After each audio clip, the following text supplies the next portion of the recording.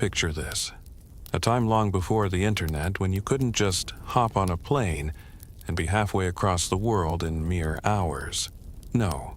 Instead, imagine journeying across a vast stretch of land over mountains, through deserts, and along dangerous waters carrying precious goods, valuable spices, and the weight of 1,000 years of culture. This was the reality for travelers on the Silk Road, a trade route so legendary that its name still sends shivers down the spine of history lovers and adventure seekers alike. But here's the twist. It wasn't just silk that these travelers carried. Oh no, there were all sorts of treasures, spices that smelled so intoxicating they could make a room feel like an exotic dream, precious stones that glittered like stars, and ideas that could change the course of entire civilizations. But beyond that, well, let's just say it was a world of discomfort, danger, and let's just say questionable hygiene. You might be wondering, why should you care about an ancient trading route, especially when it was filled with such inconveniences? Let's be honest, who's going to willingly trade their current cushy lifestyle for the dusty, dangerous roads of the past? Who would choose camelback travel over a comfortable flight or trading spices when you can just pop to the local supermarket? Well, my friend, as we take this journey together, you may be surprised at just how much the Silk Road still has an influence on the world today. It's like one of those old-school video games. Things that seemed unimportant at the time have turned out to shape the plot in ways you never saw coming. Imagine, if you will, that you're walking along this ancient route, surrounded by the sound of merchants haggling, camels grumbling, and the distant echo of travelers speaking languages you don't understand. The sky above you is vast, and you can almost feel the weight of history pressing on your shoulders. But don't worry, there's no need to be intimidated. I'll guide you through this tale step by step, and while we may hit a few bumps along the way, it's the Silk Road after all. We'll navigate them with a good laugh and a bit of curiosity. Now, here's the fun part. The Silk Road wasn't just about trade. Oh no, it was about the exchange of ideas, the birth of new religions, and the rise of political power. It was about the world slowly becoming connected in ways no one could have predicted. And it was admittedly also about a lot of really odd, uncomfortable, and downright bizarre happenings. I mean, we're talking about disease outbreaks, dangerous terrain, and, well, let's just say some of the travel accommodations left much to be desired. But before we get into the gritty details, take a moment to reflect. Have you ever stopped to wonder how the small, seemingly insignificant things in life can shape the world in unexpected ways? Like, say, the humble spoon, or better yet, the spices in your cupboard. There's a good chance that one of those spices might have traveled along the very same roads we're about to explore. So, settle in, get comfy, and let's take a journey back in time. Imagine what it must have been like to be a traveler on the Silk Road. I'm sure you can picture the long days, the constant discomfort, the mystery in the air. But maybe that's what made it so exciting, right? Imagine discovering new worlds, tasting new foods, meeting people who spoke in strange tongues, and experiencing things that would make your head spin. Are you ready to step into history with me? Well, here we go. Let's start with how it all began. All right, so let's get one thing straight. The Silk Road didn't just spring up overnight like a pop-up market you might stumble across on a lazy Sunday afternoon. Oh no, my friend. This was a long, drawn-out process, years in the making, and it all began with a little something. We all know and love trade. Now imagine you're in ancient China. Let's say somewhere around the 2nd century BCE. The weather is a bit too warm for comfort, and the food's not exactly Instagram-worthy. You're living in a world that feels completely cut off from everyone else. Sure, you've got the Great Wall, but it's not exactly a social networking tool. You don't even know if there's anyone out there who has the same taste in music as you, let alone if they're willing to trade something interesting. And then suddenly, out of the blue, someone, probably a very curious soul with a keen sense of adventure, decides to go explore the lands beyond the mountains. That was the start of something bigger than they could have imagined: the Silk Road. The first roads were hardly the well-paved highways we're used to. The term Silk Road itself didn't even come around until much later. Like most things in history, it only got its catchy name after it was all said and done. But at the time, those early traders and explorers were just looking for an excuse to get their hands on new stuff. And what did they have that people in far-off lands wanted? Silk. Yes, silk.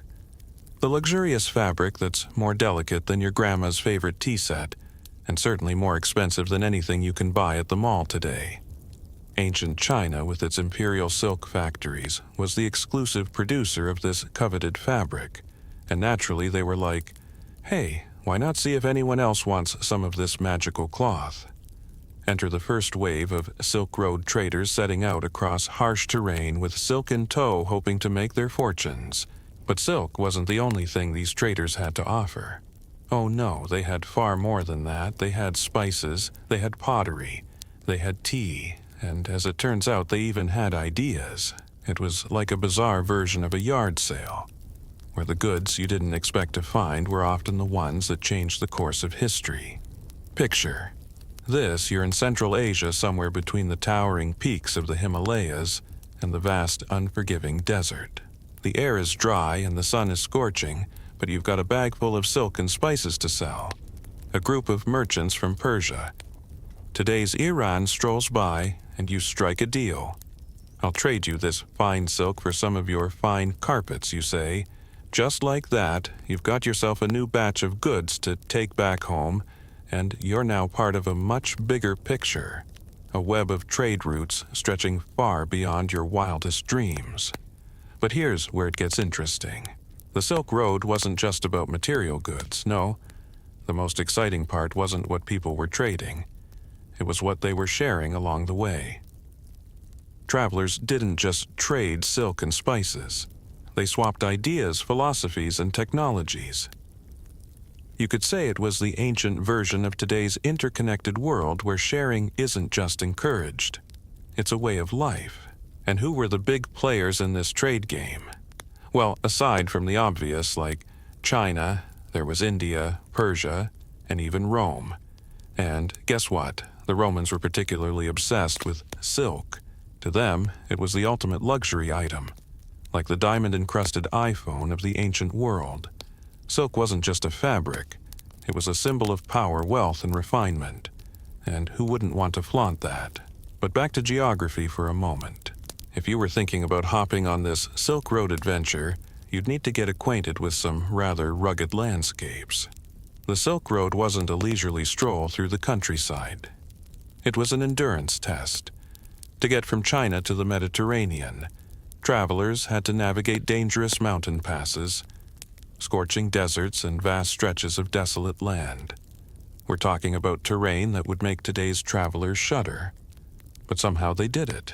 Imagine the feeling of crossing the Taklamakan Desert. The name itself translates to go in and never come out, which is both ominous and oddly poetic, don't you think?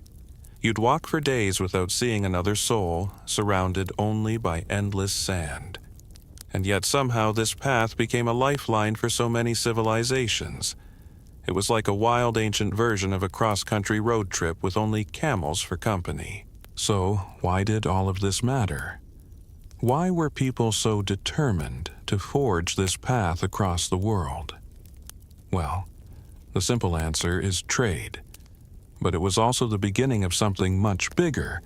It was the foundation for a world where ideas, goods, and cultures could intertwine. It was the start of a global network, one that, even though it was rudimentary and rough, paved the way for the modern world we know today. And so the Silk Road began a road of adventure, of discovery, and yes, of discomfort. But hey, that's what makes the journey worthwhile, right? By now, you might be wondering, okay, so silk was nice and all, but what else made the Silk Road so special? Well, let me tell you, the spice trade was one of the most dazzling, aromatic, and downright exotic aspects of this ancient highway. Picture this: vast caravans trekking across scorching deserts carrying not just silk and gold, but the finest spices that could make your nose tingle and your taste buds dance. But the spices weren't just for cooking. Although, let's be honest, who doesn't love a good curry? These spices were coveted for their medicinal properties, their ability to preserve food, and most intriguingly, their almost mystical allure. Imagine a world where a pinch of cinnamon could be the key to a long life, or where cloves could make you more desirable to the opposite sex. It was a world where spices weren't just ingredients, they were magic. Let's take a journey across the spice route for a moment. When you think of the Silk Road, you probably picture the long winding roads across the east. But what if I told you that those very roads were lined with people trading cinnamon, cardamom, pepper, and cloves? These spices were so valuable that they could change the course of empires. Some traders would spend years making the long trek, carrying nothing but a handful of these precious ingredients. Now imagine being a merchant on one of these caravans.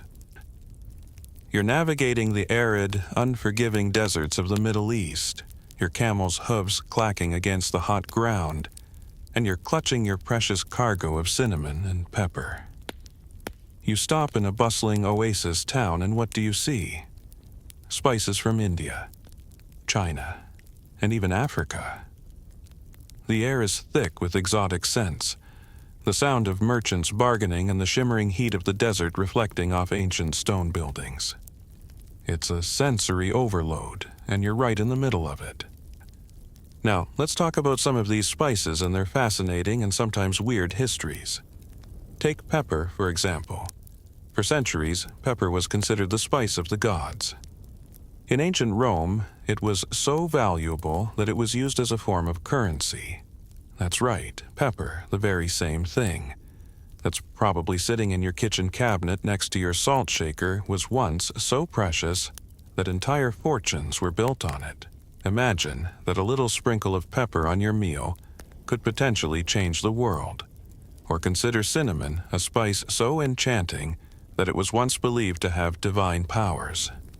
In medieval Europe, cinnamon was used in everything from perfumes to potions, and some even believed it could ward off evil spirits. Imagine walking into a market in Baghdad or Samarkand and smelling that heady aroma wafting through the air. It was like walking into a spellbinding world where every breath felt like a secret about to be revealed. But spices weren't just about the way they tasted or smelled. They were also valued for their medicinal properties. Long before modern science, people believed that spices could cure everything from headaches to digestive issues to well more delicate matters. Imagine you've just come down with a fever. You might reach for your local herbal remedies, or perhaps, just perhaps, you could find your way to a spice merchant who offers you a potion made from ginger turmeric and a little cardamom to soothe your body and restore balance. The thing is, the influence of these spices wasn't confined to just one place. People across the world were trading not only goods, but also knowledge. The medical applications of spices traveled from India to the Middle East, then across to Europe, and even to China. Each culture had its own take on the powers of these spices, creating an exchange of ideas as potent as the spices themselves. But the Silk Road wasn't just about spices and silk, it was about cultural exchange.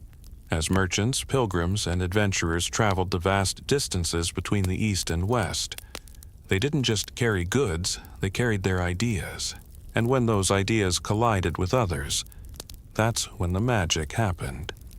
Let's say you're a traveler from India carrying not just spices, but a new philosophy, perhaps. Buddhism. You make your way through Central Asia, passing through cities like Samarkand and Bukhara, where you encounter traders from Persia and China. Along the way, you share your beliefs with others. Perhaps they're fascinated by your ideas, and they take them back to their homelands, blending them with their own practices. This is exactly how Buddhism spread across Asia. Over time, it made its way to China, Korea, and Japan.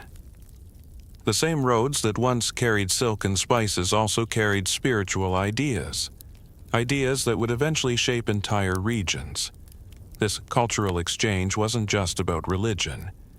It was about the arts, the sciences, and even technologies. The Arabic numerals we use today. Yup, they came from India. The knowledge of astrology and alchemy. Traded along the Silk Road, too. And who could forget the art of paper making, which made its way from China all the way to the Islamic world and eventually to Europe.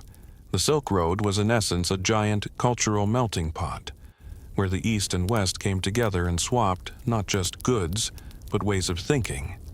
It was a place where philosophers, mathematicians, and artists could meet, exchange ideas, and hopefully make some money along the way. Fast forward to today, and what do we find? We still love our spices. We still rely on them to flavor our food, to soothe our bodies, and, let's be honest, to impress our dinner guests.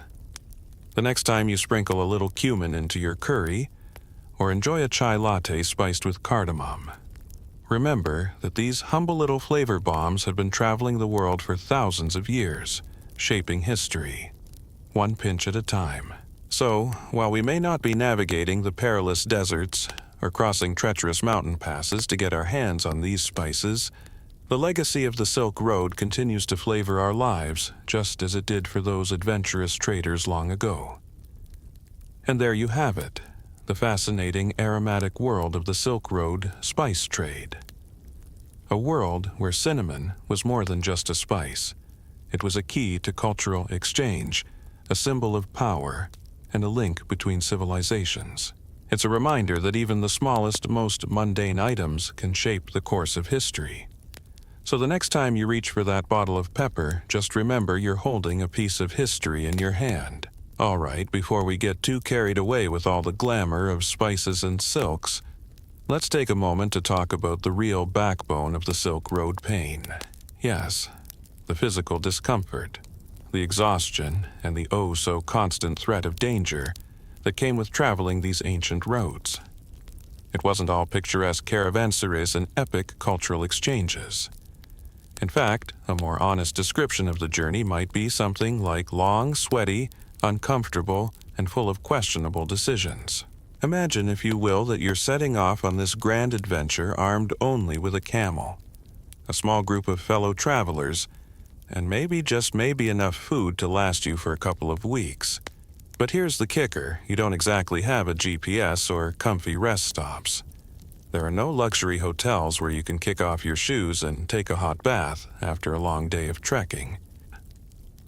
Nope, it's just you, your camel, who may or may not have a grumpy attitude, and the harsh realities of the open road. Now, let's talk about terrain.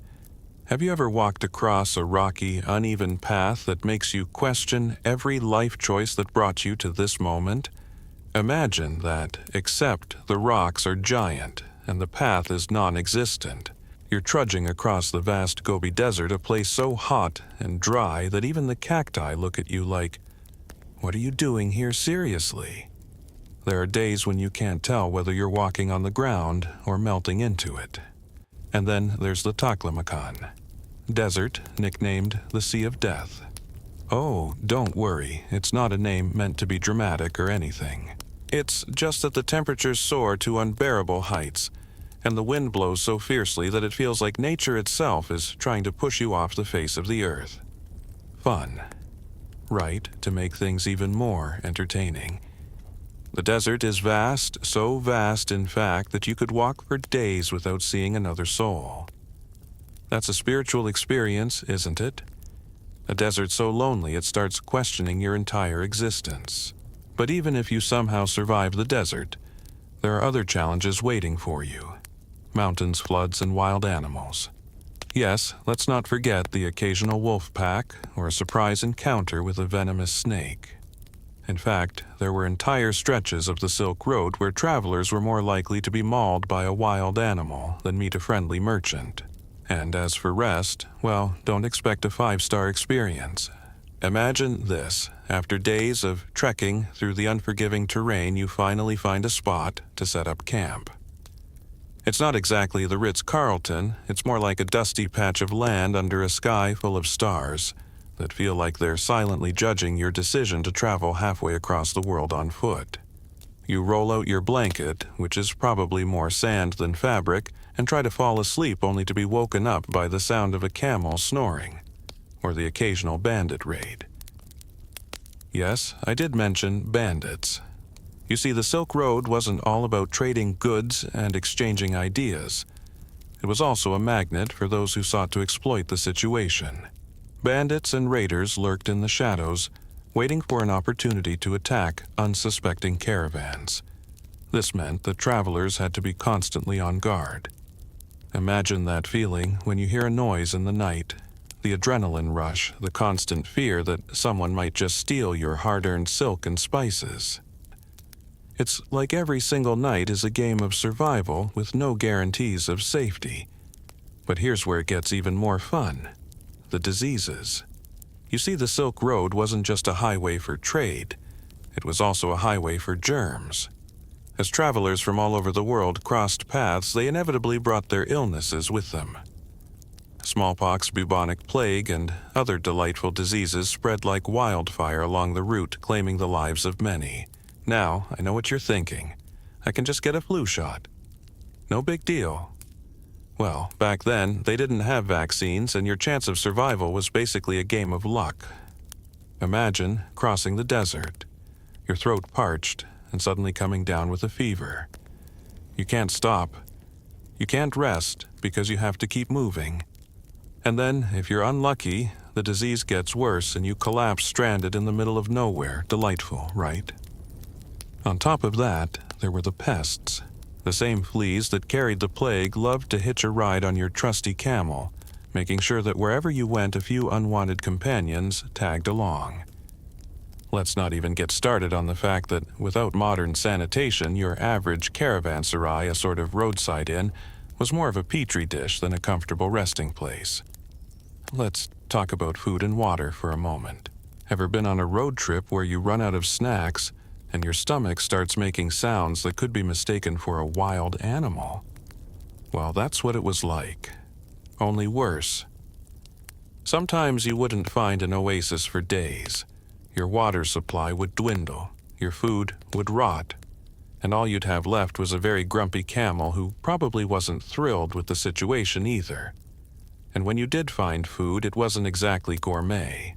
You were lucky if you had dried meat or stale bread to nibble on. Maybe a handful of nuts if you were lucky. All of this, of course, while trudging through blistering heat or freezing cold depending on where you were. There was no on-the-go protein bar to save you. No, it was just you and whatever the landscape decided to throw at you. So, as you can see, the journey along the Silk Road wasn't exactly glamorous. It wasn't filled with the joys of luxury travel. It was a tough, uncomfortable, and dangerous path where every day brought new challenges and surprises. But that's part of what makes it so fascinating, right? These travelers, despite the immense discomfort, were determined to forge these routes across the world, spreading goods, ideas, and cultures, because that's how important this exchange was. And next time you hop on a plane to somewhere far away, maybe you'll have a little more appreciation for the comfort of seatback trays, air conditioning, and that tiny bag of peanuts. After all, we've come a long way since the days of trudging across the desert with a camel by our side. Now, we've talked about the silks, the spices, the camels, and the discomfort. But let's shift gears a bit and get into the really interesting part of the Silk Road, the ideas.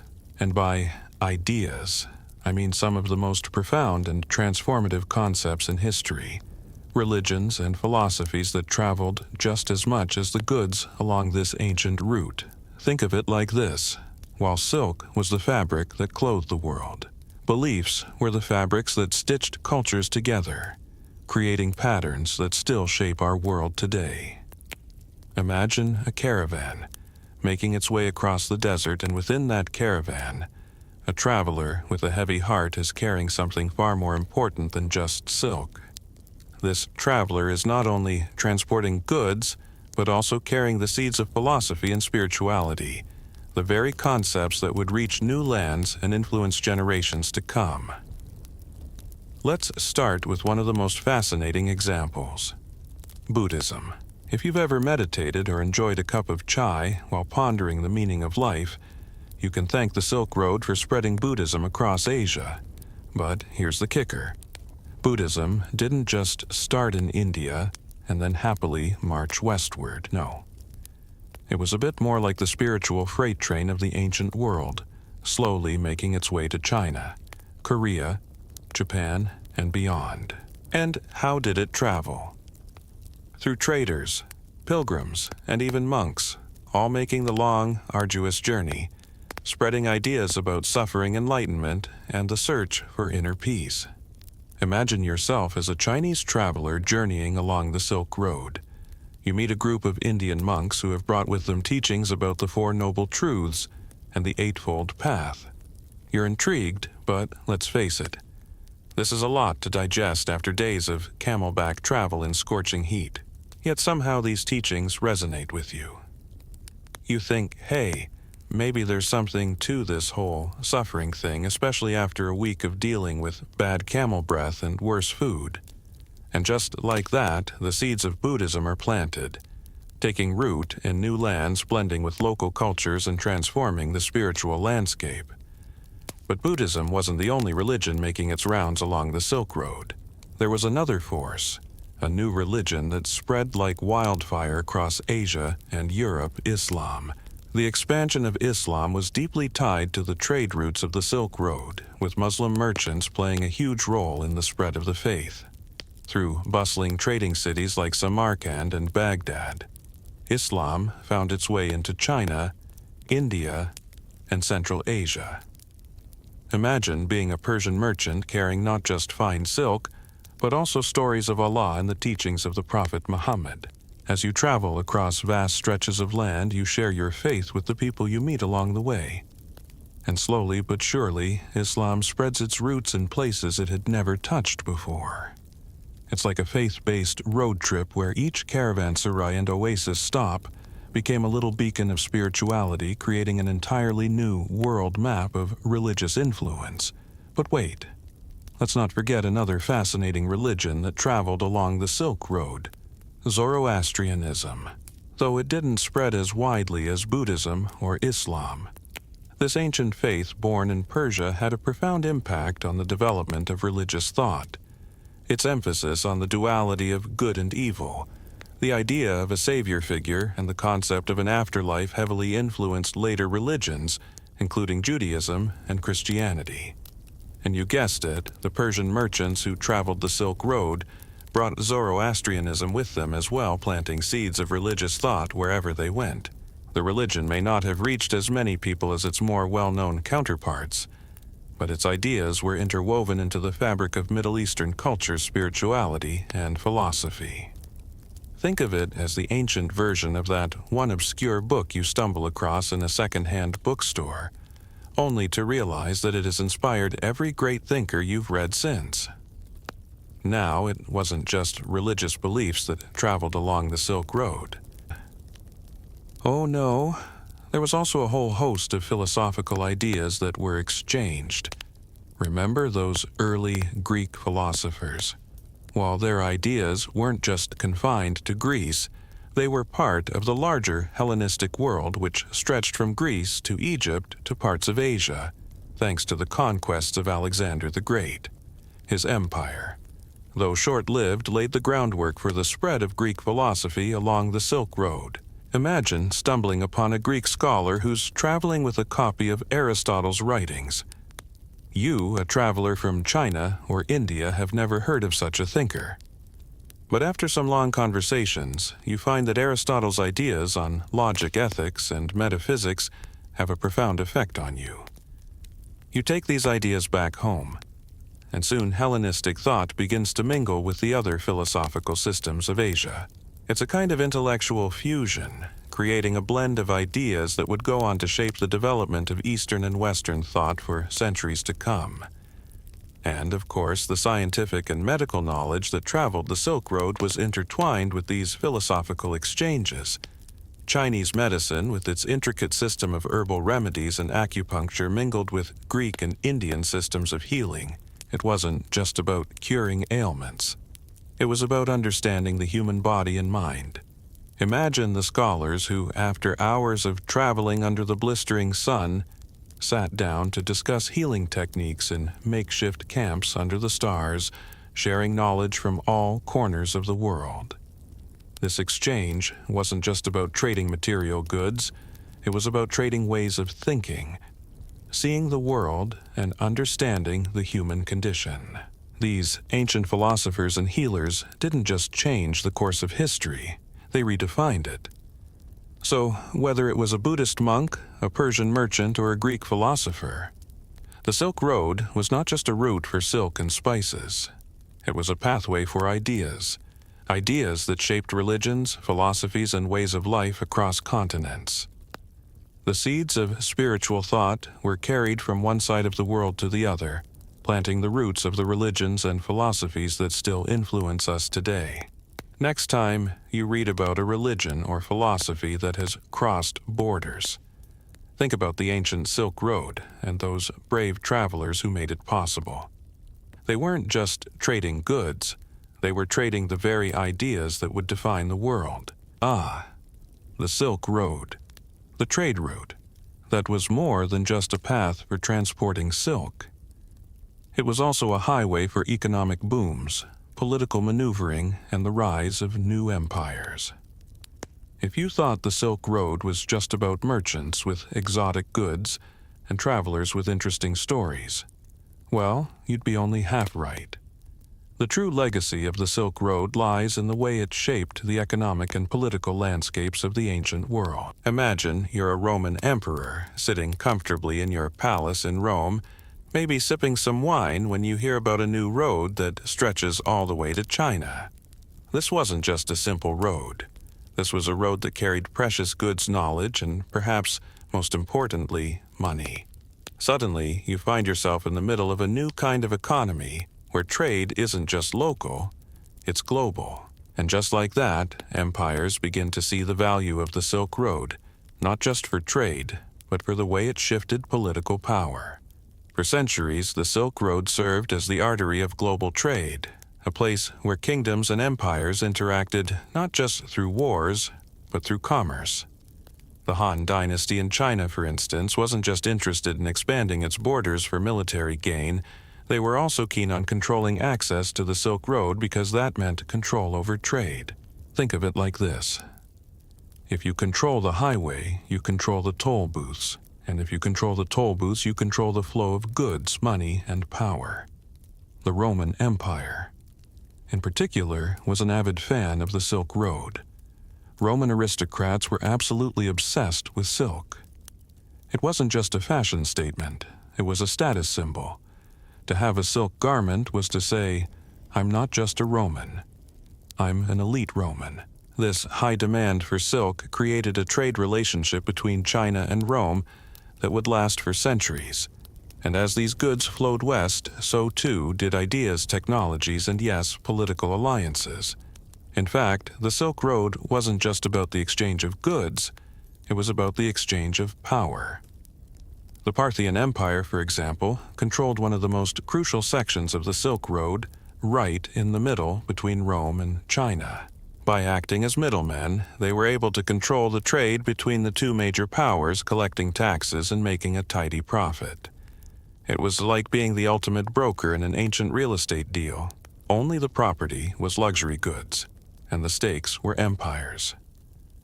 As the trade grew, so did the cities along the Silk Road. These cities weren't just stopping points. They were booming hubs of culture, commerce, and politics. Take Samarkand, for example. Once just a small settlement, it became one of the most thriving and wealthy cities on the Silk Road, thanks to its location at the crossroads of Central Asia. Merchants from all corners of the world would stop here, making it a cultural and economic melting pot. You could buy spices, silk, precious stones, and even the knowledge of faraway lands. But it wasn't just the merchants getting rich. Governments were thriving too. The Sassanid Empire in Persia controlled much of the Middle Eastern route, while the Tang Dynasty in China controlled the East. These empires became immensely powerful, not just because of their military might, but because of their control over the trade routes. It was a golden age for many of these empires, And it all happened because of this ancient network of commerce. Now let's talk about money, or more specifically, the birth of banking. Before the Silk Road, most people didn't need credit cards or loans to trade. But as trade grew, so did the need for more complicated financial systems. Merchants traveling the Silk Road often had to carry large sums of money with them, and this posed a huge risk. Enter the early banks' money changers and lenders who made their living by offering services to traders along the route. They created something we would recognize today, a banking system. Merchants could deposit their money in one city and withdraw it in another, sometimes miles away. It was the birth of the global economy, with interest rates, loans, and even the concept of credit becoming part of the trade ecosystem. The creation of these banking systems wasn't just an economic revolution, it was also a political one. By facilitating trade and ensuring that merchants didn't get robbed blind, these financial systems gave the governments and empires that supported them more control over their economies. The Silk Road became not just a trade route, but a means of centralized power, where empires, kingdoms, and even smaller city-states could gain influence over their neighbors through trade and economic ties. The next chapter in the economic and political story of the Silk Road is a little more dramatic. Enter the Mongols. The Mongol Empire, under the leadership of Genghis Khan, took control of a vast stretch of the Silk Road in the 13th century. Now, when you think of the Mongols, you might picture fearsome warriors and hordes of soldiers. But here's the twist. The Mongols, for all their conquests, actually made the Silk Road safer. You see, Genghis Khan's empire was massive, stretching from China to Europe. This meant that, for the first time, a huge chunk of the Silk Road was under the control of one unified empire. The Mongols promoted trade and commerce along these routes by ensuring security and stability. Imagine being a merchant in the 13th century, traveling across the deserts and mountains, and knowing that the Mongol Empire had your back. You could cross vast distances without worrying about getting robbed by bandits or wiped out by raiders. This new stability didn't just bring more goods, it brought more ideas too. The Mongols were also big patrons of science and art, and they spread knowledge across the world. They brought Chinese gunpowder to the West. They influenced European exploration, and they even helped spread the printing press to Europe. The Mongols might not have invented the Silk Road, but they certainly put their own spin on it, creating a more interconnected and globalized world. But as with all things in history, the Silk Road wasn't meant to last forever. By the 15th century, the rise of maritime trade routes, think ships and navy fleets, began to outpace the overland routes. The Portuguese, the Spanish, and other European nations began to explore sea routes to Asia, bypassing the Silk Road entirely. The once thriving cities along the route like Samarkand and Bukhara began to decline as the world's center of commerce shifted to the oceans. Politically, the rise of European colonial empires and the Ottoman Empire also led to the decline of the great powers that once controlled the Silk Road. The Mongols eventually fell, and the world began to look toward new ways to engage in trade using ships instead of camels. Though the Silk Road may not be the dominant trade route it once was, its impact on the global economy and political landscape cannot be overstated. The Silk Road was a bridge that connected empires, fostered economic growth, and helped shape the world as we know it today. From the rise of banking to the spread of new political alliances, the legacy of the Silk Road is still visible in the modern world. So, the next time you swipe your credit card or enjoy a piece of silk clothing, take a moment to think about the ancient traders and empires that paved the way.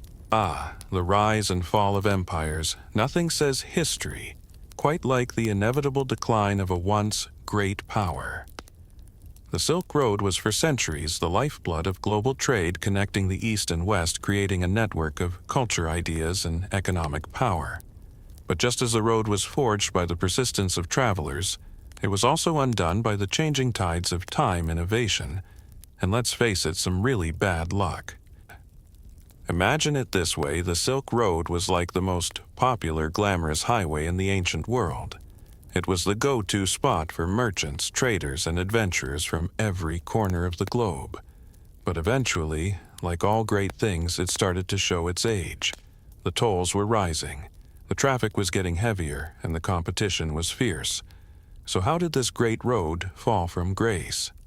Let's explore the factors that led to the slow but sure decline of the Silk Road. Let's start with the Mongols, yes. Those fearsome conquerors who once brought stability and security to the Silk Road. Under the reign of Genghis Khan and his successors, the Mongol Empire actually made trade along the Silk Road safer. But here's the catch. The Mongol Empire, much like any empire built on conquest, was a little too reliant on military power. Once the Mongols began to decline, things started to get complicated. The once secure roads became more vulnerable to raiders, bandits, and even internal conflicts within the Mongol Empire itself. As power began to fragment, the once efficient Silk Road infrastructure began to collapse, leaving merchants exposed to threats they hadn't faced in centuries. And let's not forget the Mongols' expansionism. While they helped to secure the routes, their empire also grew unstable, which eventually led to infighting divisions and weakened borders. It's kind of like if you had a group of friends who were amazing at throwing a party but couldn't agree on the playlist. The energy eventually fizzled out. By the time the Mongols lost their grip on power, the Silk Road had already started showing signs of stress. But the Mongols weren't the only factor in the decline. The sea routes, that's right. Ships began to steal the spotlight. The arrival of maritime trade in the 15th century was a game changer. European explorers like Christopher Columbus and Vasco da Gama set their sights on new trade routes, and suddenly the ancient Silk Road wasn't the only highway to the east.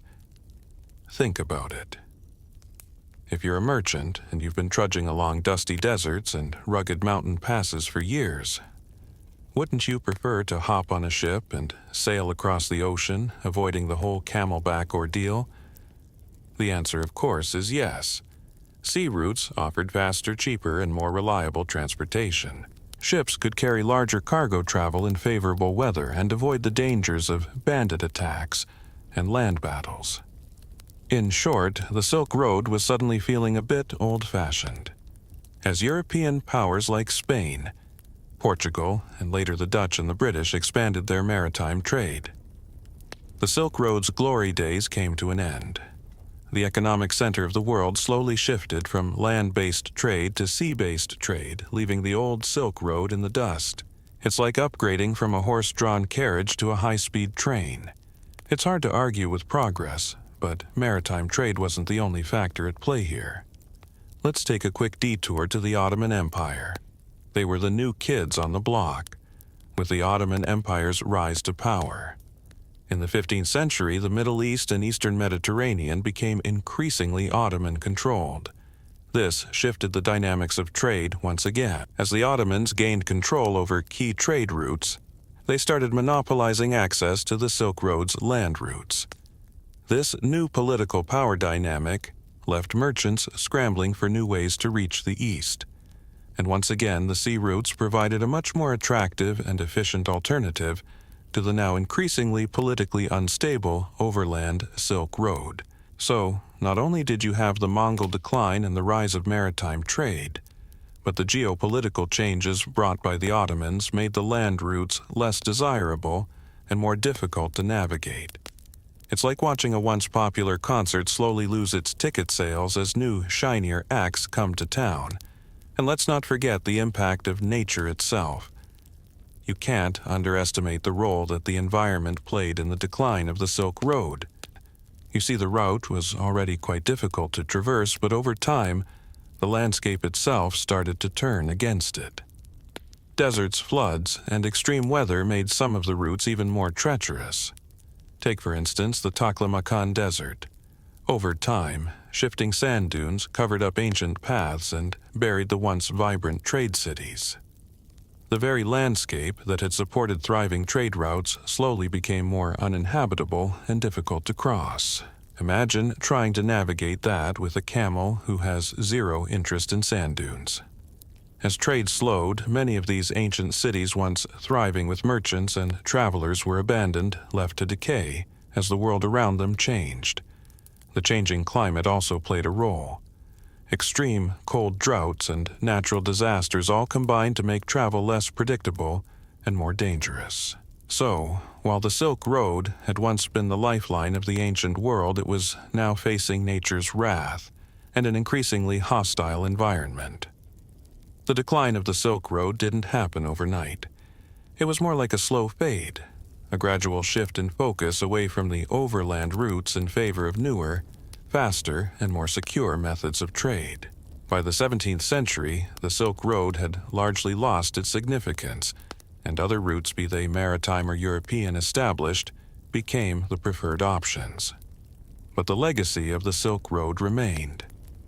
Even as the roads became less traveled, the ideas and connections it fostered lived on in a world that was becoming increasingly interconnected through new technologies and new ways of doing business. And so the once great Silk Road faded into history. It was a slow, almost melancholic decline, like watching the last chapters of an epic tale full of twists and turns as it comes to an end. But that's the thing about history, it doesn't just end. It transforms. The trade and cultural exchange that once flourished on those ancient routes didn't vanish. They simply adapted and evolved. Today, we might not travel on camels across deserts, but we still live in a world that's connected by trade ideas and commerce, albeit through air-conditioned planes and Wi-Fi.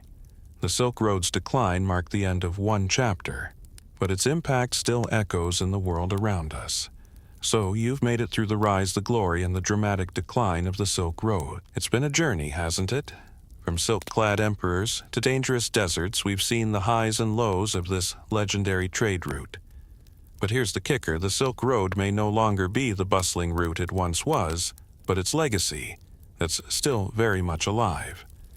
In fact, you could say that the Silk Road is the grandparent of the modern world, sitting in its rocking chair telling tales of adventure while subtly influencing everything we do today. Let's take a moment to reflect on how the Silk Road, despite its decline, still shapes our globalized world. It's like one of those old family heirlooms, worn and weathered, yet full of history and significance. Its impact on trade, culture, politics, and even our everyday lives continues to be felt. And believe it or not, it's even more relevant than ever. Let's start with trade after all. The Silk Road was built on it. The ancient merchants who crossed deserts, climbed mountains, and navigated treacherous terrain may not have had the luxury of planes, trains, or shipping containers. But what they were doing was laying the foundation for the global trade networks we now take for granted. In today's world, the Silk Road's spirit lives on in global supply chains where products from smartphones to sneakers are made in one part of the world and shipped across oceans to another. The Silk Road was one of the first global trade routes, and while it's no longer traveled by camel, the principles of globalization it helped sow are more alive than ever. Consider this when you pick up your favorite fashionable silk scarf, or when you order spices from around the world to create an exotic dish in your kitchen. You're essentially following the same trade routes that began over 2,000 years ago. The global economy has evolved, but it still operates on the same principle. Goods moving from one place to another, uniting different cultures in the process. You could say that the Silk Road is still in its own way at the heart of the global economy today. Next, let's talk about culture. The Silk Road was a vibrant tapestry of cultures, languages, and ideas all woven together through trade and human interaction. It wasn't just about silk or spices. It was about sharing stories, beliefs, and philosophies across vast distances. Fast forward to today, and you'll find that cultural exchange is still happening. Sure, it's not happening in the form of camel caravans or merchants carrying manuscripts, but it's happening through art, technology, and even social media. Think about it. A video that goes viral on TikTok might cross continents in mere hours, reaching people from Beijing to New York to Cairo. Instagram influencers in Los Angeles share makeup tips that are then picked up by followers in Tokyo or Moscow. Ideas once confined to small regions, are now shared globally in the blink of an eye. Much like the ancient Silk Road traders who carried Buddhism, Islam, and Hellenistic ideas, we now share art, knowledge, and culture at an unprecedented scale. The idea exchange that once occurred in bustling caravanserais and city markets is now happening on social media platforms and in online communities. It's a new kind of Silk Road, a digital highway where ideas travel at the speed of light. While the Silk Road may no longer be the direct catalyst for the rise of empires, its legacy in the realm of politics and power is still significant. The exchange of goods along the Silk Road brought new alliances, shifted power dynamics, and at times even started wars. The trade routes connected vast empires, creating political influence across continents. Today, we may not have Mongol rulers or Roman emperors dictating who controls global trade, but we do have global political alliances that control how goods flow between nations. The rise of the World Trade Organization, WTO, the European Union, EU, and the Asia-Pacific Economic Cooperation, APEC, are modern-day equivalents to the political and economic alliances once forged along the Silk Road. These organizations aim to foster trade, remove barriers, and create stability just as the great empires of the past tried to do. Even the very notion of trade routes and economic corridors is still alive today, with the Belt and Road Initiative being a modern project that seeks to re-establish trade connections between China and much of the world. This is quite literally the Silk Road, too, though just with a more modern twist. Instead of camels and caravans, we're talking about railroads, shipping ports, and technology, but the idea remains the same: to connect the world through commerce. Perhaps the most unexpected legacy of the Silk Road lies in the way it has transformed the digital world. If you think about it, the internet is a kind of modern Silk Road, where information travels from one part of the world to another in a matter of seconds. The concept of a global network of people, businesses, and ideas is not so different from the ancient trade routes, except now, instead of silks, we're trading data software and apps. The idea of e-commerce is another example of how the Silk Road's legacy lives on. Think about Alibaba, the Chinese online marketplace that connects buyers and sellers across continents. It's like the modern-day version of those ancient merchants who traded silk for gold. Except today, you're exchanging electronics for clothing or art for crafts. E-commerce giants like Amazon and Alibaba are the Silk Road merchants of today, using logistics, shipping, and technology to bridge the divide between cultures, just as their ancient counterparts did thousands of years ago. As we reach the end of our journey along the Silk Road, it's clear that its legacy is far from a thing of the past. The ancient trade routes may have crumbled, but the spirit of connection, exchange, and global interaction that they fostered lives on. From the goods we buy to the ideas we share, from the cultural diversity that enriches our lives to the way politics shapes our world, the Silk Road continues to impact us in ways we may not even realize. So, the next time you scroll through a social media feed, hop on a plane to a distant land, or even order something from the other side of the world, take a moment to appreciate the ancient path that made all of this possible. The Silk Road might have faded from the maps, but its echoes can still be felt in the bustling trade centers and vibrant cultures of today. The road may no longer be traveled by camel, but the world it helped create is still very much alive, and it's only getting bigger.